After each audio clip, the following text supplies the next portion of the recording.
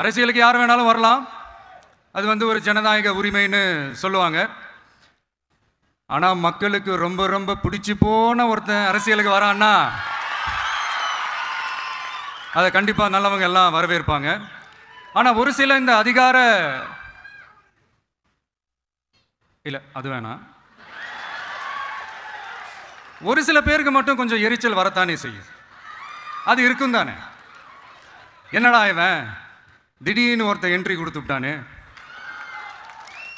இது வரைக்கும் நாம சொன்ன பொய்யெல்லாம் நம்பிக்கிட்டு மக்கள் நமக்கு ஓட்டு போட்டுக்கிட்டு இருந்தாங்களே, ஆனா இப்ப இவன் சொல்றதெல்லாம் பார்த்தா மக்கள் மனசுக்கு ரொம்ப நெருக்கமா வேற இருக்குது. அதுவே நமக்கு ஒரு பெரிய நெருக்கடியாகவும் இருக்குது.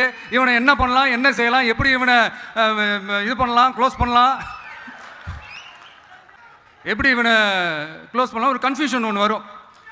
அந்த கன்ஃபியூஷன்ல கத்துறதா